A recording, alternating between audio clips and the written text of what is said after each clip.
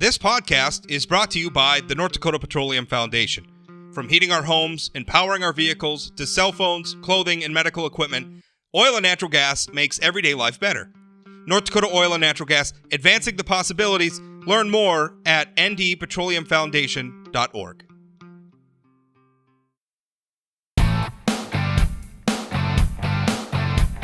Welcome to Plain Talk Live. I'm your host, Rob Port. There may not be a political issue in America, at least in modern times, as intractable as the debate over immigration. And obviously a huge part of that debate is our southern border with Mexico, which I don't think it's unfair to say is in crisis. Our policy down there is chaotic.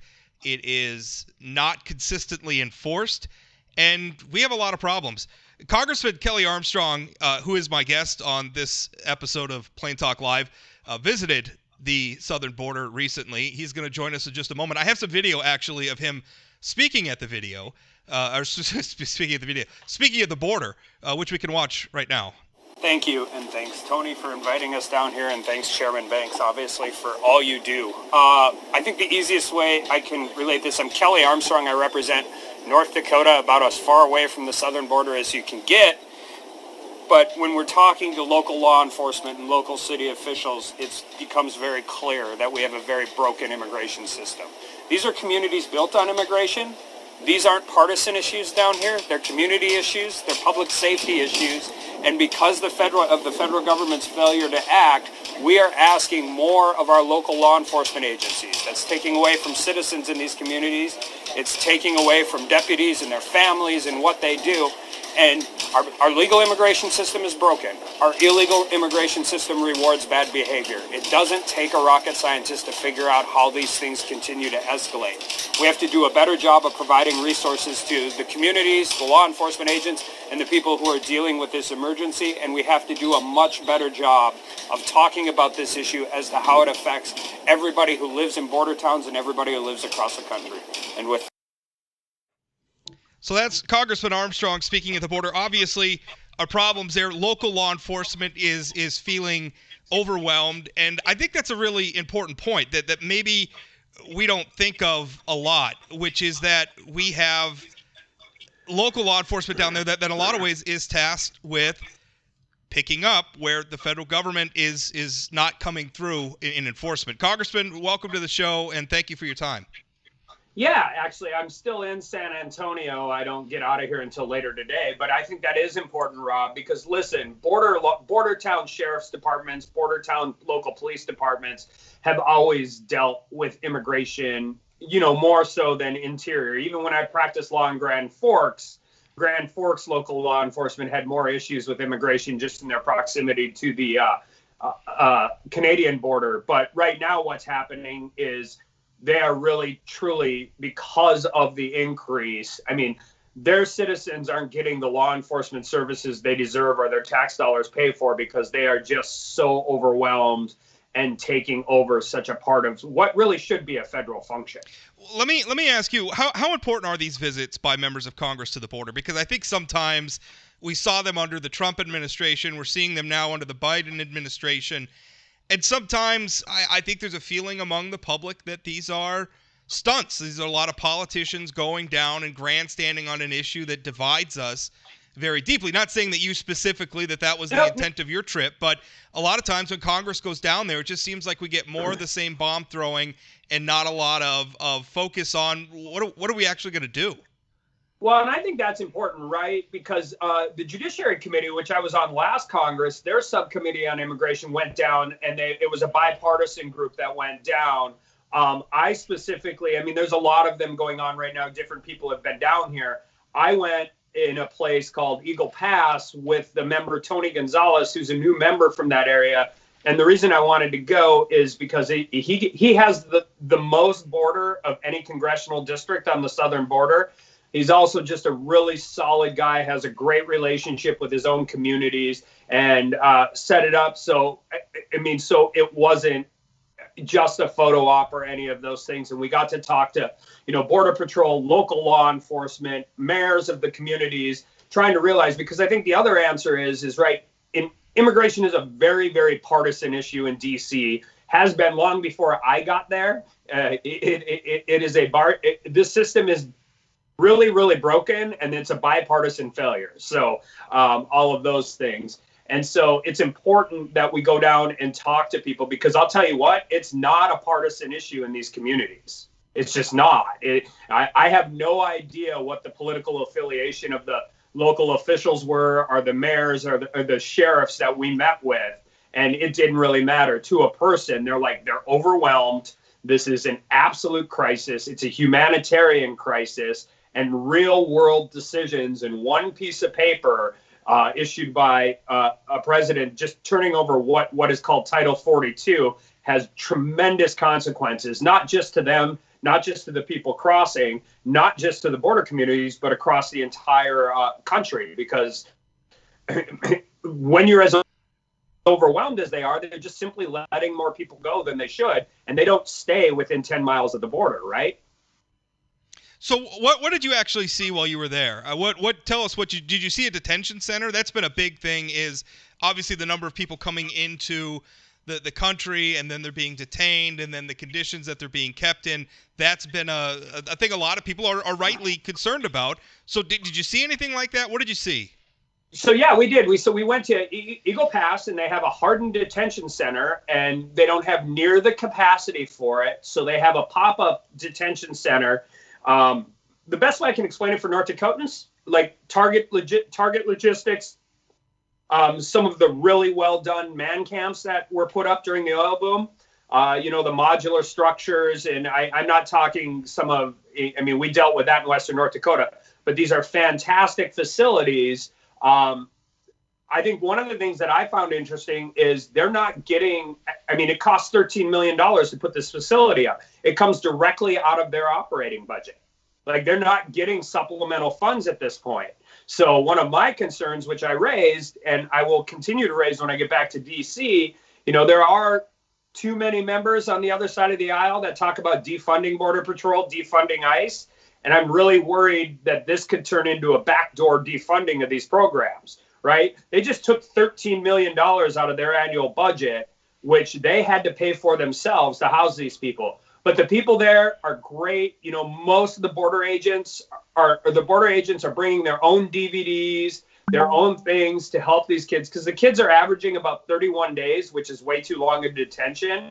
And right now we're spending about $60 million a week to house the unaccompanied minors, and it's based on the policy that unaccompanied minors no longer get returned, and so you're seeing very different. Like in the spike in 2019, there were a lot of people claiming asylum and doing that. And I asked the Border Patrol, I go, are they claiming asylum now? And he's like, no, they don't have to.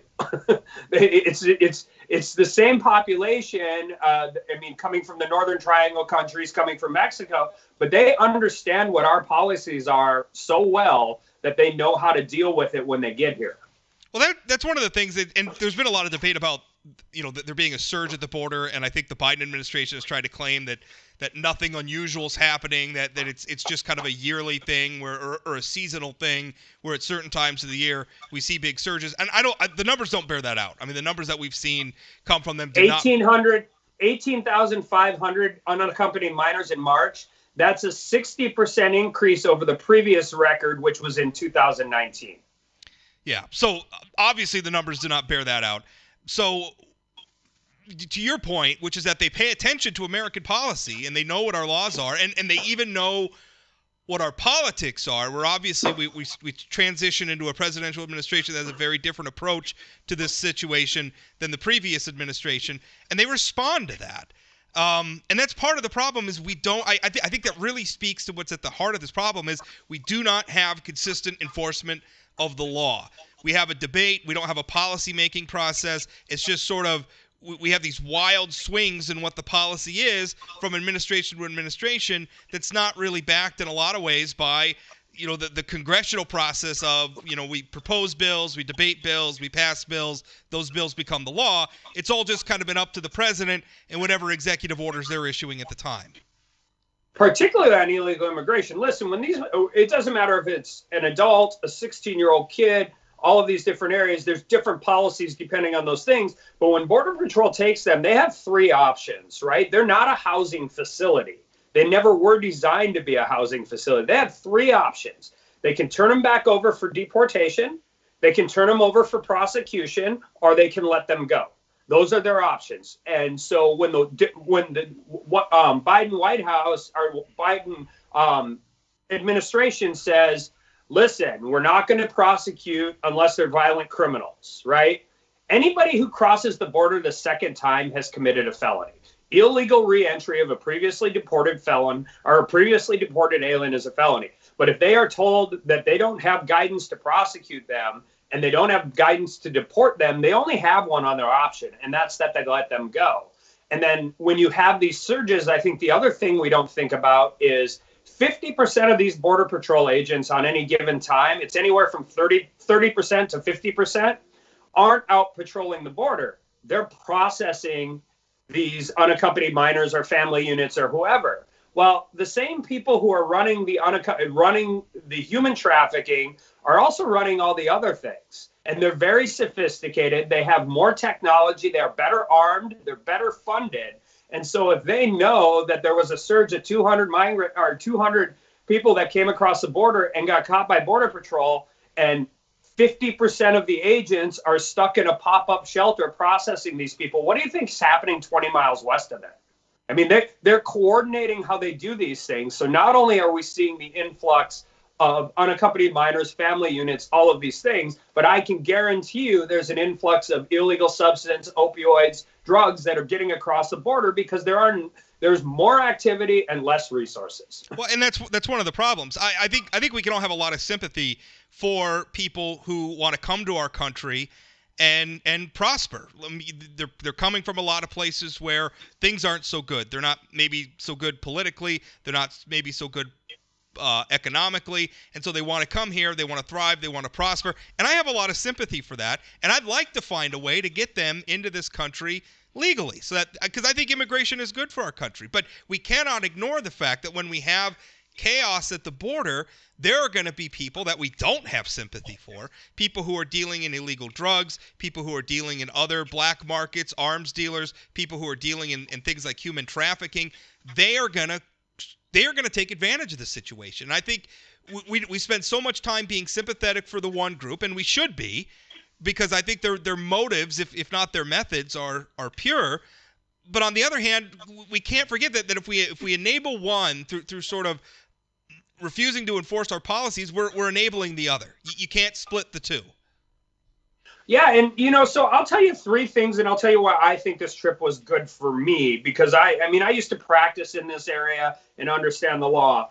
I watched a very conservative colleague of mine who wanted to talk about policy and what we can do at the national level to change this, really have his eyes open that, like, that's great and we have to have that conversation. But we also need triage. We need resources. I mean, the local sheriffs are like, we understand immigration changes every 4 to 8 years. That's just kind of the cost of doing business with what you were saying earlier. But they were like, while you're trying to figure out if you can actually accomplish something on immigration policy, could you get us some resources? And so that's it, right? Because local law enforcement is not something conservative Republicans tend to want to fund. I mean, that's just true. And so I watched a guy, I have a friend and a colleague who absolutely is coming out of this with a different idea about what needs to be done immediately. Second thing that we saw that I thought was really interesting is, you're right. I mean, we've seen the video, of the kids getting dropped over the wall, migrant children being pulled out of the river.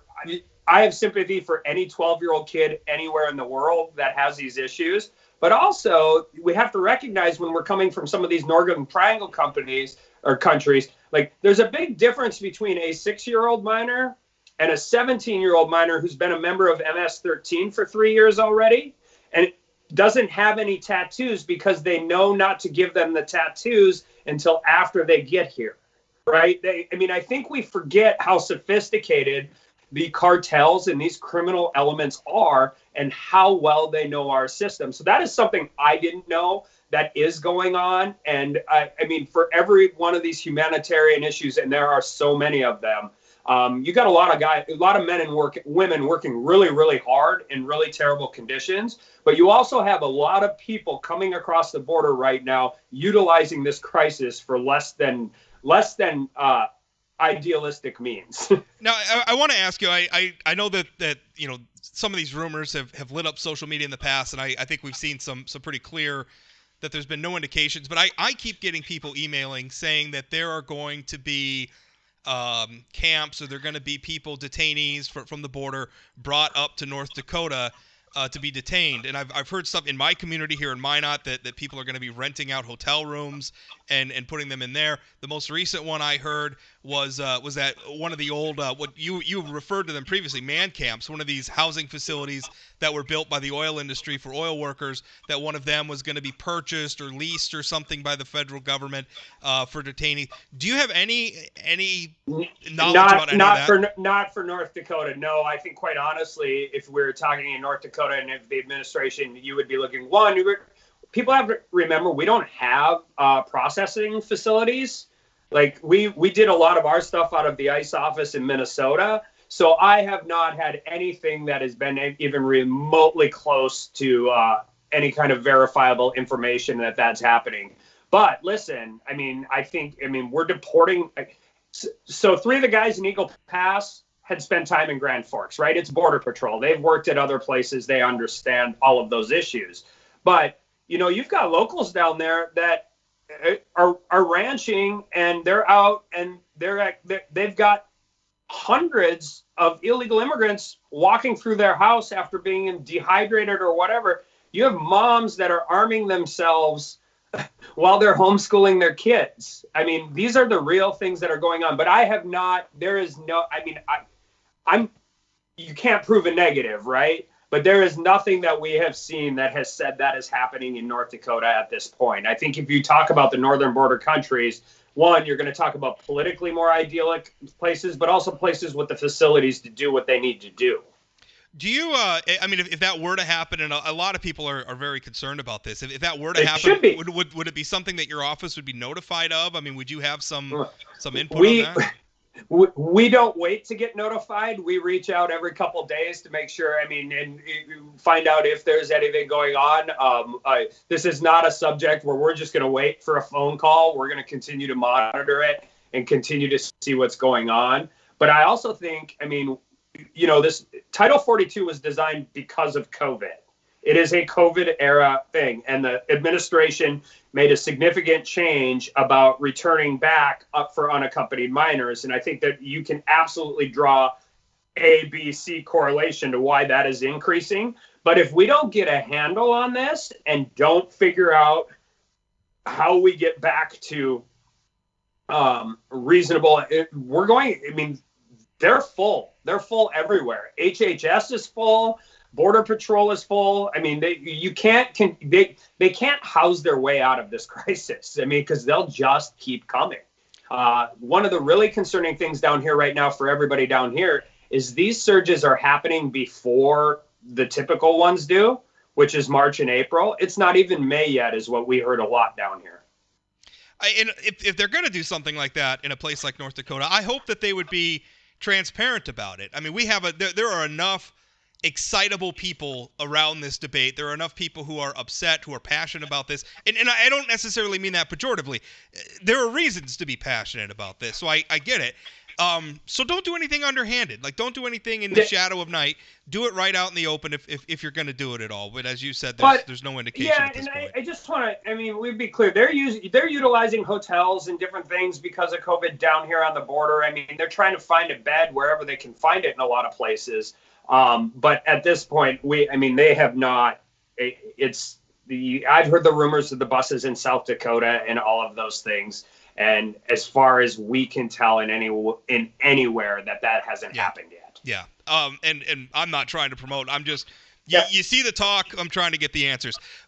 So from your trip to the border, what like real world? Obviously the conclusion is system's broken. System's got to be fixed. Okay, how do we fix it? What did you learn at the border that informs how we fix this? All right. So first, we need to. Tony Gonzalez actually had a bill last week, which is a funding bill. They have Operation Stone Garden, which is a border area, local law enforcement, federal law enforcement, joint task force. Like we used to do joint DEA task force in Grand Forks, right? It was state of Minnesota, state of North Dakota, DEA, FBI. And we need to plus that funding up and figure out a way to get them resources because these guys are working. They're hitting overtime by Wednesday at noon. You know, these are small rural sheriff's departments. And we have to, that's the immediate thing. We have to plus that up and make sure they have the immediate resources to deal with what's going on. Secondly, we need to get back, we have to secure the border. If the Biden administration refuses to talk about a wall because that's too politically toxic, whatever ideas they have to secure the border are, and we have to make sure Title 42 stays in place.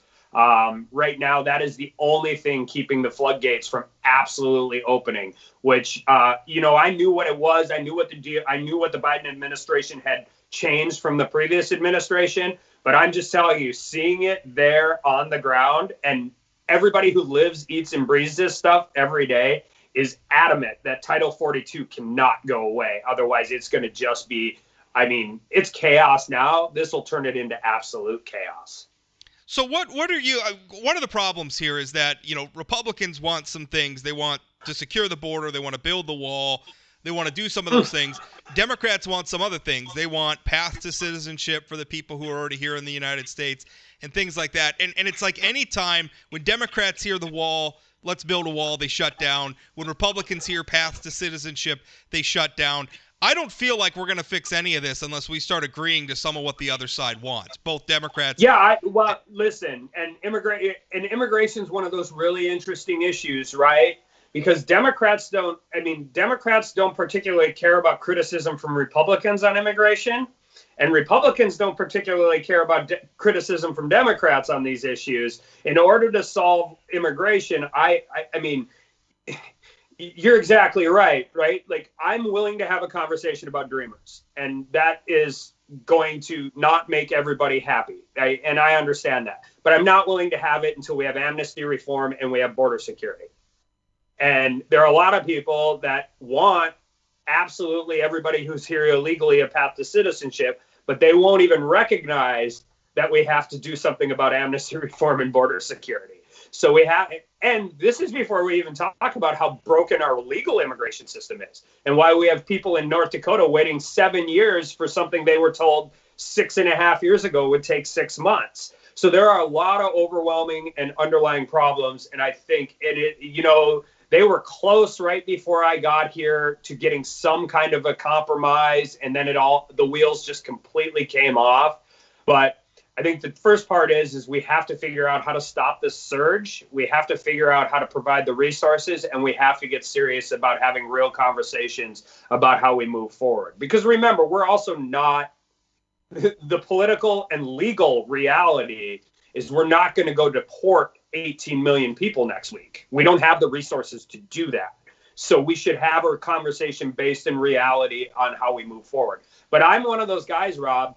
I'm not going to agree to any of those policies if we don't have border security and we don't have amnesty reform. Because the last thing in the world I want to happen is to have to do this again in 21 years or 22 years. We have to fix both of those things, but they both have to be fixed. How much do you think, and I've always felt that the difficulty of legal immigration contributes itself to illegal immigration, and especially when you consider that, 100%. That I think is that number right? I seem to remember reading somewhere that the bulk of the people who are in the United States illegally didn't cross the border illegally. They came here legally, and then they just overstayed how long they were legally allowed to be here. So it seems to me like there's a lot that we could win just by making the legal immigration process easier. You incentivize bad behavior, right? Like it's a lot easier to deal with it outside of the process versus waiting 7 years for something that shouldn't take 7 years. And I mean, and I said, and that broken down system, and I don't know if it's a majority, but a lot of our illegal immigrants were here legally on a work visa and overstayed or those types of issues. And then there's the will to enforce it. There's the will to deal with it. And there's the will to actually recognize immigration is a big part of what this country is. It's a big part of our history. It's going to be a big part of our future. But it needs to be done legal. It needs to be done in a way, and one of the ways we can do that is making the legal process better and just function better. That it's not like whatever your ideas on expanding, retracting, any of that. Let's not have that conversation until we say, how come we can't get somebody processed in 7 years? Like, why is that? Like, 7 years is a really long time. Yeah, it's a huge amount of time. So what can we do? I mean, on the legal side, what would you see that needs to be done? Well, I mean, some of it is unfortunately not unique to immigration. Bureaucracies are going to be inefficient, and they continue to be more inefficient, and they continue to do those things. So any way we can figure out how to, and it's all gotten worse under COVID, and some of that is legitimate and some of that is an excuse. And we need to continue to do oversight and hold accountability and deal with those issues. But I mean, we also have to acknowledge the political reality that there are a lot of people that don't. I mean, this was the opposite of a surprise. Like, anybody who was paying attention would know the minute that the DOJ issued that guidance, we were going to see what happened next. I mean, it's absolutely what happened. So recognizing that, truly this is an example of one piece of paper had absolutely tremendous and detrimental consequences. It's definitely frustrating. Do you see any? I mean, as a practical matter, do you see us making progress on this issue as Congress and the White House are currently or is it just going to be more shouting at each other and nothing really changes? I think we'll see progress on the crisis, and the reason I do is because it's not a Democratic or a Republican issue down here. At some point in time, these populations and these communities will break through. I mean, unfortunately, we're at a point in our political discord right now where, Democratic leadership doesn't care that a guy from North Dakota is really angry. But when they've got communities from one end of the border to the other, whether it's New Mexico, Arizona, or Texas, that are all standing up and saying, we need help, that you'll see that. The long-term side of it, I don't know. One of the issues I saw on immigration last Congress was, and I worked with some people on it. I didn't end up supporting it. I just thought there was just two things in there that I just couldn't support. But was like on ag labor visas and how they were going to reform some agricultural labor law. But then you get it over to the Senate, and the Senate says they don't want to take any piecemeal immigration. They want they want a whole package. So we'll see if we can deal with some of those issues, right? Like, there's simple things we could do to make this easier. And one of them is, like, in ag labor, get the seasonal requirements more under like the current reality of production agriculture. I mean, anybody who knows a farmer in North Dakota knows the seasons don't stop. I have a feedlot worker in North Dakota who is as good on these issues as anybody, and she's always been telling me, it's like, listen, if my season ends on August 30th, my next one starts September 1st. The amount of paperwork and problems we have to go through to get to those positions are just ridiculous. So I hope we can come to some of those areas where we do agree and figure out if we can this is, I think, an example of we need to take the first step, whatever it is, because it's going to be the hardest one. And the second one should be a little easier. I would hope so. That's a long-winded answer to saying the current makeup of Congress right now is not really conducive to anything bipartisan, which is unfortunate. Well, it's terribly unfortunate. And your point about workers, too. Another part of this that gets overlooked is that there are a lot of big companies and big employers that benefit from the fact that they have a workforce that exists in the shadows. And I think a lot of those workers end up getting exploited because if they get hurt, they don't necessarily have some of the protections that we have in place to help them recover or to help provide a safety net for them. If they are being exploited by an employer by pay or whatever, if they get cheated, they don't necessarily have the same level of access to the courts that a full-blown citizen does. So that's another problem too. We have this shadow workforce that in a lot of ways is being exploited just from a human point of view. We shouldn't want that. Well, and I think also too, we have to recognize some fairly COVID unique issues that are really causing people to be very upset. You have schools closed down in Southern California, but migrant children that are here illegally and without process are getting in-person teaching. You've got the mayor or the governor of New York offering to pay $15,000 plus to any illegal immigrant impacted by COVID when everybody else is getting a $1,400 check. You know, you've got people who are talking, and it sounds like, at least from the government side, this has been pushed, tamped down, about requiring proof of vaccination before you can travel, but people are getting turned away at the border without even getting a COVID test. These are fundamental hypocrisies people can see every single day, and it really, really angers them, and rightfully so. And even under my example, I mean, who is an employer not hiring by hiring somebody who a shadow worker, or somebody who's doesn't have legal status in the United States, somebody who they can pay less, somebody who they can exploit, and someone who they can give a job to instead of a full-blown American citizen who would come with all those protections and who they might have to pay more. So that, again, it's one of the quandaries that we face with this issue. Yeah, and I mean, by the way, on just a real level, like I said, I mean, how it affects North Dakota is, you know, we've got egg producers in North Dakota, and they're family farmers, and they've relied on immigrant labor just simply because they cannot find anybody to do those jobs, and they get caught up in all of this. Well, I can tell you, in some of the regulations, if you're getting up at 5 a.m., whether you're from Carpio, North Dakota, or Mexico, and you're up here on a work visa, and you're getting up at 5 a.m. to go in the field, you're going with the farmer. Like he or she is up with you. Like, that's how our farm operations work, and they treat them well. But even going through, I mean, just some of the silly things. I had a guy that couldn't get his paperwork done for a custom combiner from South Africa because he couldn't prove to immigration that he had water running to his thing, or to the trailer that they were living in January, when he had it turned off from Southwest Water for somebody who was coming later.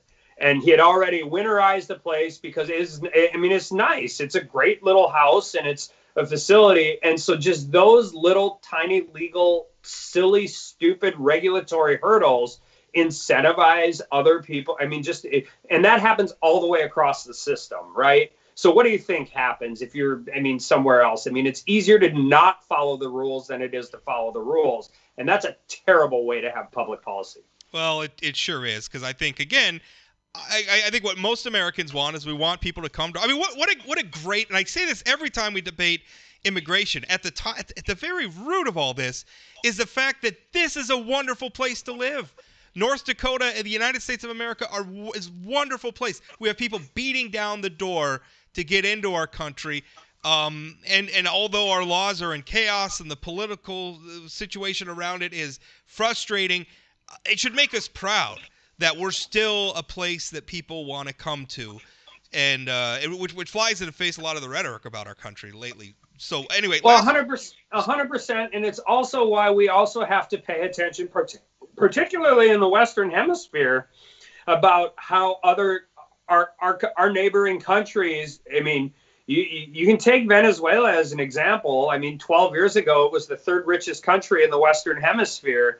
And it is now in absolute chaos, and we are dealing with those ramifications right now on the southern border. And so paying attention to those things, understanding that our role, particularly in the West, I mean, the corruption and the crime and the gang activity. I mean, can you imagine the heartbreak it is to say, hey, I am going to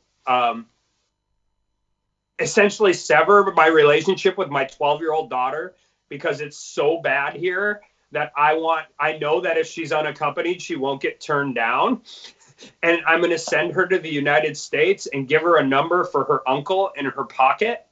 I mean, that is both exactly what you're saying from the good spot, that we're still the shiny light on the hill, but also just such a horrible, heartbreaking, like, humanitarian tragedy, and we don't recognize that part of it either. And we should, because frankly, a lot of us, I know I am, we're the descendants of immigrants, and we probably have a lot of stories about families from Norway or Germany or wherever you may have come from, essentially coming here to the United States and